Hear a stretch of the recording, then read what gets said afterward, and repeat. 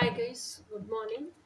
So இது March மந்த்துக்கான first ஹாஃபுக்குரிய உங்கள் twin ஃப்ளேமோட messages உங்களுக்கு என்னென்ன அப்படிங்கிறத பார்ப்போம். ஓகே,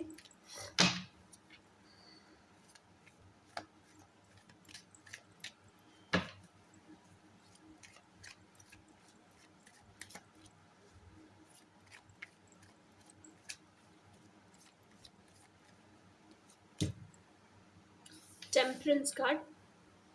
டெம்பரன்ஸ் கார்டு ஆக்சுவலாக எதை குறிக்குது அப்படின்னு சொன்னால், டெம்பரன்ஸ் வந்து மேனிஃபெஸ்டிங் சோல்மேட் இன் எய்தர்ஸ். டெம்பரன்ஸ் கார்ட்லேயும் பாருங்கள் அந்த பட்டர்ஃப்ளைஸ் எவ்வளோ இருக்குன்னு சொல்லிட்டு, அந்த பட்டர்ஃப்ளை வந்து எதை குறிக்குதுன்னா டிரான்ஸ்ஃபர்மேஷன். அவ்வளோ தூரத்துக்கு டிரான்ஸ்ஃபர்மேஷன் அண்டர்கோ பண்ணியிருக்கீங்க. லைஃப் சேலஞ்சஸ், லவ் சேலஞ்சஸ் எல்லாம் ஃபேஸ் பண்ணி லைஃப் லெசன்ஸ், லவ் லெசன்ஸ் எல்லாம் கற்றுட்ருக்கீங்க. ஓகே, இதுதான் வந்து டெம்பரன்ஸ் கார்டோட மெயினான மீனிங். இன்னொன்று, டெம்பரன்ஸ் கார்டு வந்து பேலன்சிங். ஓகேயா, ஏன்னா 2 கப்பு கையில் வச்சுருக்கீங்க. ஒன்று வந்து ஹாட்டு, ஒன்று வந்து கோல்டு. 2 கப்பையுமே வந்து சரிசமமாக அளக்கிறதுக்கு ட்ரை பண்ணுறீங்க, சரிசமமாக 2 கப்லையும் வச்சுக்கிறதுக்கு ட்ரை பண்ணுறீங்க. So balancing. அப்புறம் இன்னொரு கால் பாருங்கள், தண்ணி, ஒரு கால் தண்ணியில் இருக்குது, ஒரு கால் நிலத்தில் இருக்குது. ஸோ அந்த உங்கள் ஹோல் பாடியுமே அப்போது அந்த சைடு ஒரு கால், இந்த சைடு ஒரு கால் இருந்தால் கூட பேலன்ஸ் பண்ண கற்றுக்குறீங்க. So it's all about balancing. உங்களுக்குள்ளே இருக்கிற டிஃப்ரென்சஸ் என்னன்னு தெரிஞ்சுக்கிட்டு, உங்களுக்குள்ளே இருக்க டேலண்ட்ஸ் எல்லாம் என்னன்னு தெரிஞ்சுக்கிட்டு, அந்த டேலண்ட்ஸை நீங்கள் வந்து யூஸ் பண்ண கற்றுக்கிறது, பேலன்ஸ் பண்ண கற்றுக்கிறது தான் கம்ப்ளீட்டாக டெம்பரன்ஸ் கார்டு. ஓகேயா, ஸோ இதுதான் டெம்பரன்ஸ் கார்டு. இப்போ நான் சொன்னதெல்லாம் உங்களுக்கு இந்த பிக்சரில் இருக்குது பாருங்கள். நீங்கள் வாட்ச் பண்ணிங்கன்னா உங்களுக்கு புரியும். கையில் 2 இது வச்சு பேலன்ஸ் பண்ணிட்டு இருக்காங்களா, சுற்றி பட்டர்ஃப்ளைஸாக இருக்கா. ஓகேயா, ஸோ அடுத்த card wheel of fortune. Wheel of fortune அப்படிங்கிறது என்ன? Luck is on your favour. Luck is on your favour அப்படிங்கிறது என்ன? Whole universe is conspiring to give you whatever you want. ஓகேயா, இது எல்லாமே உங்கள் பர்சனோட மெசேஜ் உங்களுக்கு. ஓகேயா, உங்கள் ட்வின் ஃப்ளேமோட மெசேஜ். அப்போ first temperance card manifesting your சோல்மேட்னா, அப்போ உங்கள் ட்வின் ஃப்ளேம் வந்து they are manifesting you into their reality. 2வது கார்டு வீல் ஆஃப் ஃபார்ச்சூன் அப்படிங்கிறது என்ன, எனக்கு எதை குறிக்குது அப்படின்னா, ஒரு நேரம் இப்போ ராங் டைம். ஓகேயா, அப்போ வந்து அவங்க மேனிஃபெஸ்டேஷன்லாம் ட்ரை பண்ணியிருக்காங்க, ஒர்க் பண்ணாமல் இருந்திருக்கலாம். அப்போ இந்த வீல் ஆஃப் ஃபார்ச்சூன் வந்து டவுன் ஹில் போயிருக்கலாம். இப்போ அவங்களுக்கு கரெக்ட் டைமாக இருக்கலாம். ஸோ திருப்பி மேனிஃபெஸ்ட் பண்ணுறதுக்கு ட்ரை பண்ணுறாங்களா இருக்கலாம். இப்போ கரெக்டாக இன்னர் ஒர்க்கெல்லாம் ப்ரிசைஸாக பண்ணி ட்ரை பண்ணுறாங்களா இருக்கலாம். இது wheel of fortune is coming up. ஓகேயா, ஸோ அப்போது இந்த ஹோல் யூனிவர்ஸ் இஸ், அவங்க இது என்ன பண்ணுறாங்க, they're manifesting their twin flame. இங்கே வீல் ஆஃப் ஃபார்ச்சூன் என்ன சொல்லுது? So universe is, whole universe is conspiring to give them whatever they have asked for. அப்போ எனக்கு ட்வின் ஃப்ளேம் வேணும்னு கேட்டிருக்காங்கன்னா, அந்த ட்வின் ஃப்ளேமை கொடுக்கறதுக்கு பிரபஞ்சமே மொத்தமாக வேலை செய்யுது. ஓகேயா, ஸோ பிரபஞ்சம் வேலை செய்யுது, பிரபஞ்ச நிகழ்வுகள்லாம் நடக்குது, என்னை சுற்றி மாற்றங்கள் நடக்குது அப்படிங்கிறதெல்லாம் உங்கள் பர்சன் உணர்றாங்க, அதை உங்ககிட்ட தெரிவிக்கிறாங்க.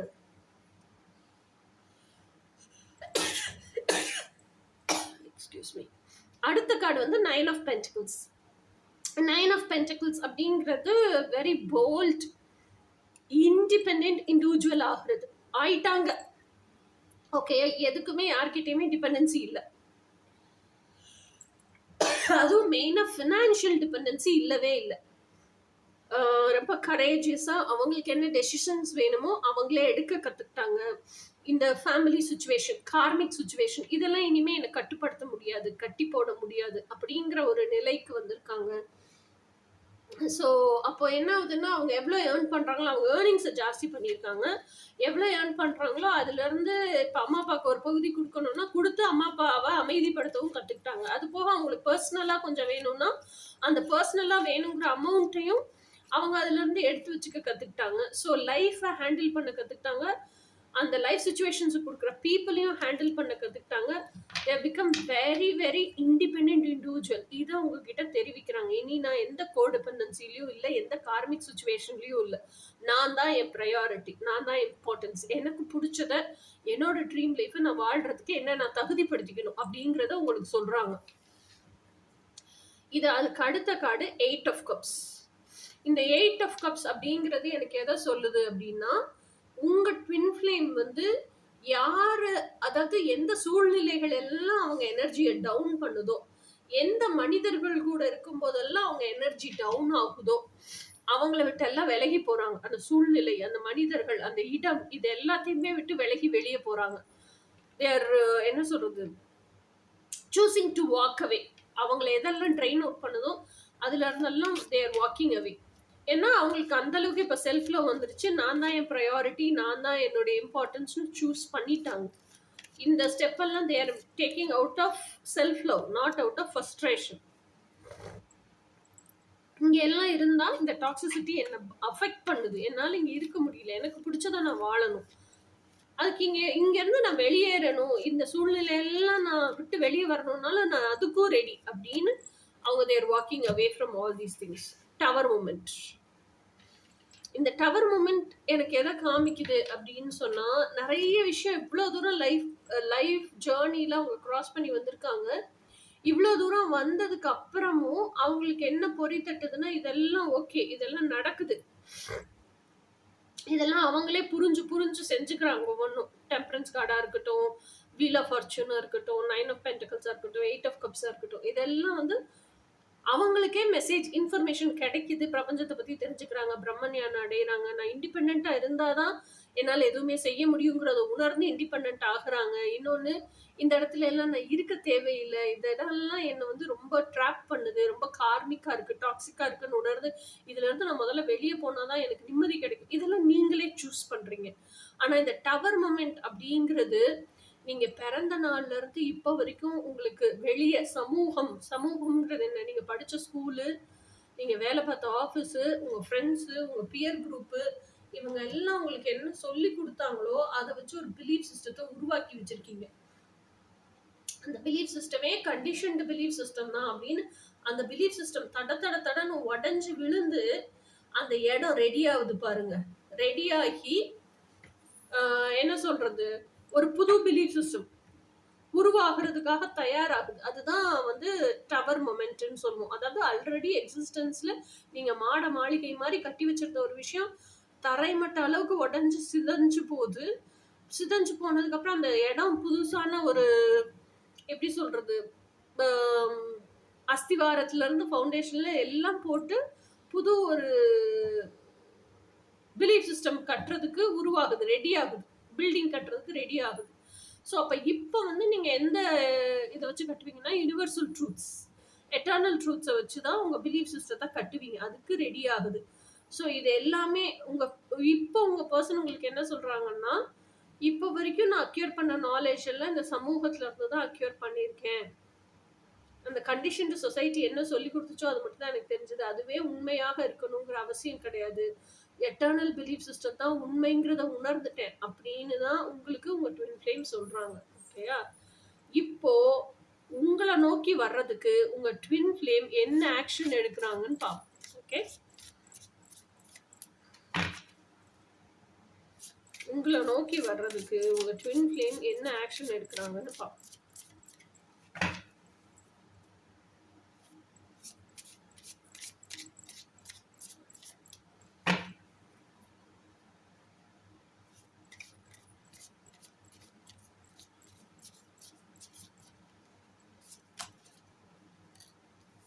உங்களை நோக்கி வர்றதுக்கு உங்க ட்வின் ஃப்ளேம் வந்து அவங்களே டேம் பண்றாங்க. டேம் பண்றாங்கன்னா என்ன அர்த்தம்? அவங்களுக்குள்ள இருக்கிற அந்த, நான் என்ன சொல்றது, நெகட்டிவ்னஸ், வெஞ்சன்ஸு, அந்த பீஸ்ட் சைடு இருக்கும்ல, அதெல்லாம் டேம் பண்றாங்க. ஸ்ட்ரென்த் கார்டு இது வந்து ஆட்டுக்குட்டி. அந்த ஆட்டுக்குட்டி தான் உங்க மனசு, அப்படி பிஞ்சு மனசு. ஓகேயா? இந்த பக்கம் இருக்கிறது உங்க டிவினிட்டி, ஹியூமன் சைடு. இந்த பக்கம் இருக்கிறது உங்களோட பீஸ்ட் சைடு. முதல்ல இந்த பீஸ்ட் சைடு நெகட்டிவ்ட்டு உங்களுக்கு தெரியணும், அதை லெட்கோன்னு விட தெரியணும். அப்புறம் ஹியூமன் சைடை நர்ச்சர் பண்ண தெரியணும். அந்த ஹியூமன் சைடை நீங்கள் நர்ச்சர் பண்ணீங்கன்னா தான் அது டிவினிட்டிக்கே போகும். அதனால இது எல்லாமே செய்யறதுக்கு உங்க ட்வின் ஃப்ளேம் கத்துக்கிறாங்க. ஃபர்ஸ்ட் இவ்வளோ இருக்குன்னு உணரணும்ல உள்ளுக்குள்ள. நாமளே இத்தனை வீடியோ பார்த்து தானே புத்தி, மனசாட்சி, இறைசாட்சி எல்லாம் உணர்ந்துருக்கோம். இதெல்லாம் உங்க ட்வின் ஃப்ளேமும் உணர்றாங்க. உணர்றதுக்காக நிறைய வீடியோஸ் பார்க்குறாங்க, நிறைய நாலேஜ் கேதர் பண்ணுறாங்க. இதுவுமே ஆக்ஷன் தானே. இந்த தெளிவு நிலை, இந்த புரிதல் இருந்தால் தான் ட்வின் ஃப்ளேம் ஜேர்னியில் மார்ச் ஃபார்வர்டே பண்ண முடியும். உங்களை நோக்கி அவங்க வரவே முடியும். ஏன்னா இதெல்லாம் அடிப்படையான புரிதல். அந்த நாலேஜ் எல்லாம் கெயின் பண்றாங்க இப்போ twin flame ஜேர்னில.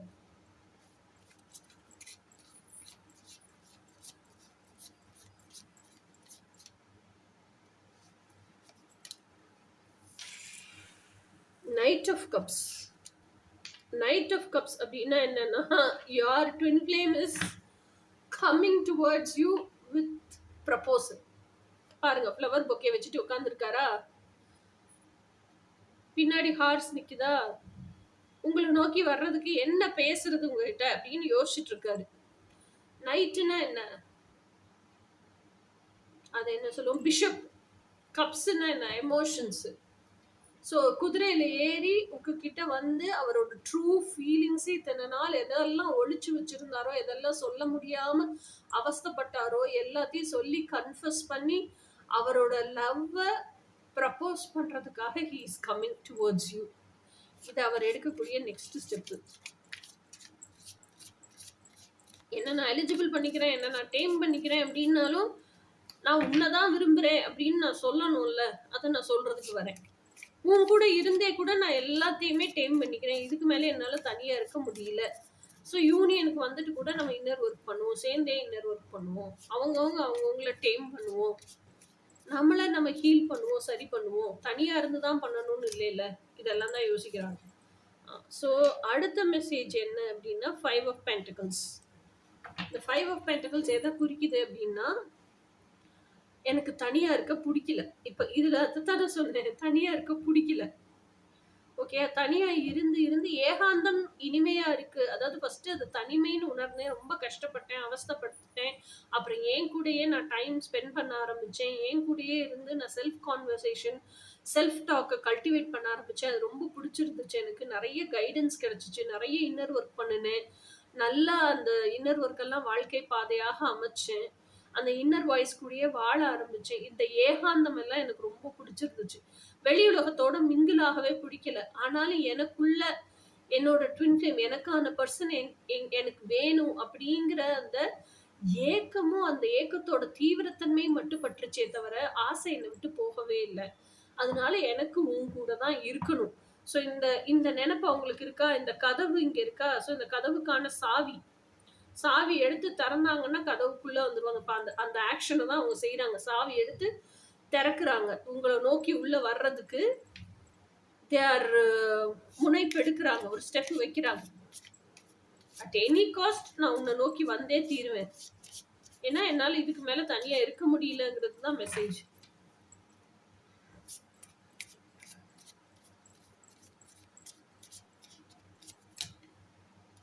Wow, high priestess. High priestess energy எதை காமிக்குது, எதை குறிக்குது அப்படின்னு சொன்னா,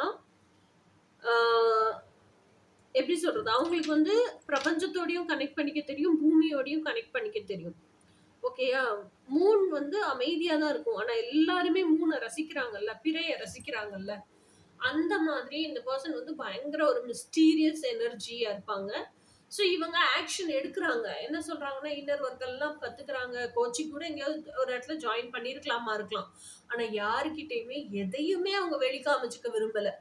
எனக்கு என் ட்வின் ஃப்ளேம் வேணும், என் ட்வின் ஃப்ளேமை மேனிஃபெஸ்ட் பண்றது எப்படின்னு தெரியணும், என் ட்வின் ஃப்ளேம் கூட பிசிக்கலா பர்மனண்டா ஹார்மோனியஸ் யூனியன்ல இருக்கிறதுக்கு எனக்கு தெரியணும். அதுக்கு நான் என்ன செய்யணுமோ அதெல்லாம் செய்யறதுக்கு ரெடி ஆயிட்டு அதெல்லாம் வாழ்க்கையா வாழ்ந்துகிட்டும் இருக்கிறேன். ஸோ அப்போ இந்த சுச்சுவேஷன்ல இதை யாருக்கிட்டையுமே நான் சொல்ல விரும்பல. என் ட்வின் ஃப்ளேம் என் லைஃப்ல வந்துட்டாங்கன்னா அவங்க தான் ட்வின் ஃப்ளேமா இல்லையான்னு கன்ஃபார்மும் பண்ண நினைக்கிறேன். கன்ஃபார்ம் ஆச்சுன்னா தான் அவங்களோட பர்மனன்ட் ஹார்மோனியஸ் யூனியன்ல இருக்க விரும்புறேன். என் ட்வின் ஃப்ளேம் இவங்க தான் கன்ஃபார்ம் ஆனதுக்கு அப்புறம் நான் யார்கிட்ட சொல்லணும்னாலும் சொல்லிக்கிறேன். அது வரைக்கும் நான் அமைதியா என்ன நினைக்கிறேனோ அதை சாதிக்க நினைக்கிறேன் அப்படின்னு சொல்லிட்டு அந்த நாலேஜ் கெயின் பண்றாங்க, கோச்சிங் எடுக்கிறாங்க. அந்த நாலேஜ்ல என்ன சொல்லி கொடுத்துருக்காங்களோ அதை அப்படியே அமைதியா வாழ்க்கை பாதையாக அமைக்கிறாங்க. இது உங்க ட்வின் ஃப்ளேம் எடுக்கிற நெக்ஸ்ட் ஸ்டெப் உங்களை நோக்கி. ஓ மை காட், ஒரு ரீடிங்ல எப்படிங்க 2 டவர் கார்டு வரும், அதே டவர் கார்டுக்கு கீழேயே டவர் கார்டு. ஸோ அப்போ இந்த கண்டிஷன்டு சொசைட்டில இருந்தாலும் இது வந்து மெசேஜா சொன்னாங்க, இதெல்லாம் எனக்கு புரிஞ்சிருச்சுன்னு இப்போ ஆக்ஷனே எடுக்கிறாங்க. ஸோ என்ன ஆக்ஷன் எடுக்கிறாங்கன்னா, இந்த கண்டிஷன்டு சொசைட்டி எல்லாம் விட்டுட்டு, இந்த சோஷியல் கண்டிஷனிங் எல்லாம் விட்டுட்டு, நான் வந்து I am coming towards you, unconditional லைஃபுக்கு போறேன் அப்படிங்கிறத சொல்றாங்க. ஸோ இந்த சோஷியல் கண்டிஷனிங் எல்லாம் விட்டுட்டு அன்கண்டிஷனல் லைஃபுக்கு போறேன் அப்படிங்கிறதையும் சொல்றாங்க. ஸோ இந்த கண்டிஷனிங் எல்லாம் உடச்சி தகன்னு எரிஞ்சிட்டு என்ன சொல்றது, யாருக்காகவும் வாழ மாட்டேன், இனிமே இந்த சோஷியல் கண்டிஷனிங்னு ஒரு மாஸ்கை போட மாட்டேன், நான் எனக்கு பிடிச்ச வாழ்க்கை என்ன இருக்கோ, நான் யாராக இருக்கிறேனோ அதுவாகவே நான் வாழ்வேன் அப்படிங்கிற அந்த தீர்மானம், டெசிஷன் எடுக்கிறாங்க. அப்படியே அவங்க வாழவும் செய்யறாங்க. இது அந்த ஆத்தென்டிசிட்டிலேயே இருக்காங்க. இது அவங்க ட்வின் ஃப்ளேம் நோக்கி, அதாவது உங்க ட்வின் ஃப்ளேம் உங்களை நோக்கி எடுக்கிற அடுத்த step. Okay guys, March first ஹாஃபுக்கான ரீடிங் இதுதான். இனி நெக்ஸ்ட் ரீடிங் என்னன்னு சொல்லிட்டு நெக்ஸ்ட் பார்ப்போம். Until then, bye.